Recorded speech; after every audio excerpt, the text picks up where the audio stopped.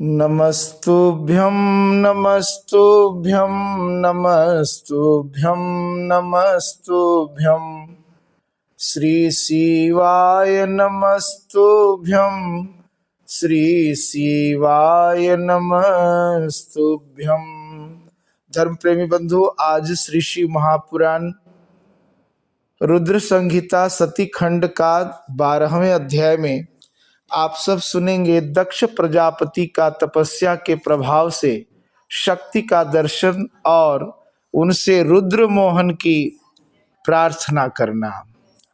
नारद जी बोले, हे ब्रह्मन, हे शिव भक्त, हे प्राज्ञ, हे निष्पाप, आपने शिवा तथा शिव के कल्याणकारी चरित्र का भली भांति वर्णन किया और मेरे जन्म को पवित्र कर दिया।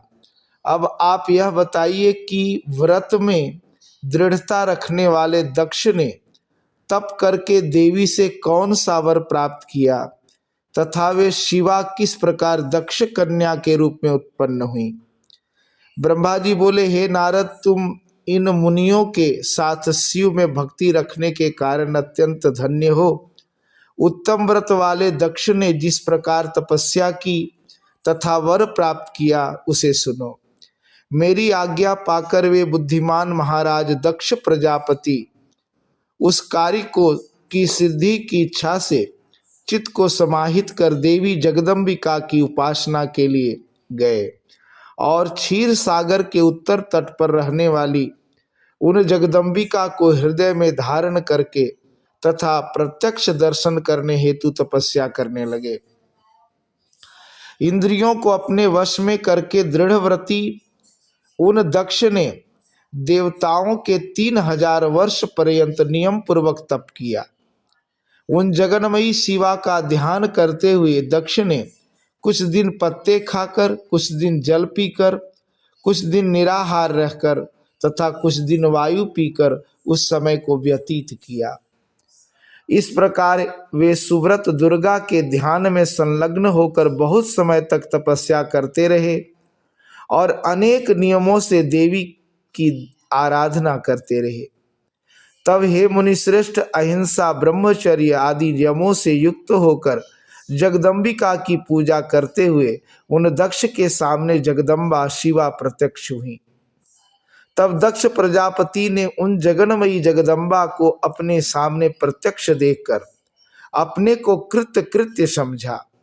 सिंह पर सवार कृष्ण वर्ण वाली सुंदर मुख वाली, 4 भुजाओं वाली, हाथों में वर अभय नील कमल तथा खड्ग धारण की हुई, मनोहर लाल नेत्र वाली, बिखरे हुए सुंदर बालों से युक्त, जगत की जगत जन्मदात्री तथा सुंदर कांति वाली उन कालिका को प्रणाम कर दक्ष प्रजापति ने विचित्र वाणी से उनकी स्तुति की।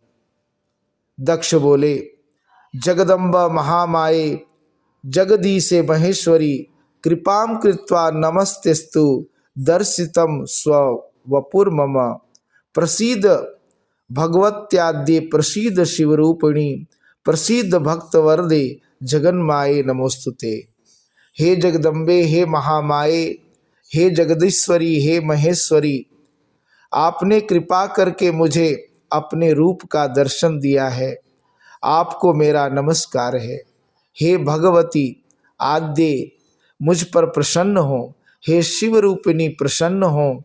हे भक्त वरदे प्रसन्न हो। हे जगन्माये, आपको नमस्कार है। ब्रह्मा जी बोले, हे मुने, संजत चित वाले दक्ष ने इस प्रकार महेश्वरी की स्तुति की। तब उनके मनोरथ को जानती हुई भी वे दक्ष से कहने लगी, हे दक्ष, मैं आपकी इस भक्ति से बहुत प्रसन्न हूँ।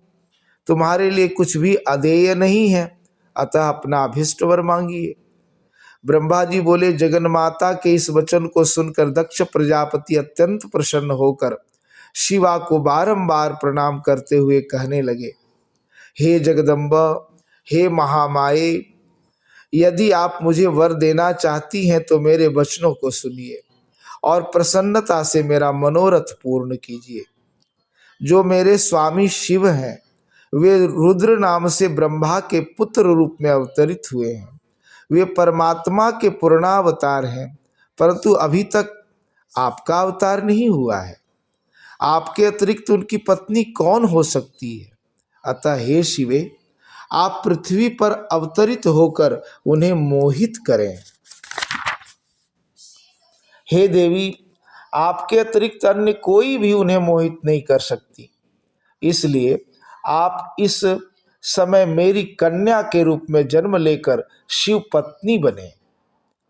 इस प्रकार उत्तम लीला करके आए शिव जी को मोह में डाले। हे देवी, मेरा यही वर है। आपके सामने मैंने सत्य कह दिया।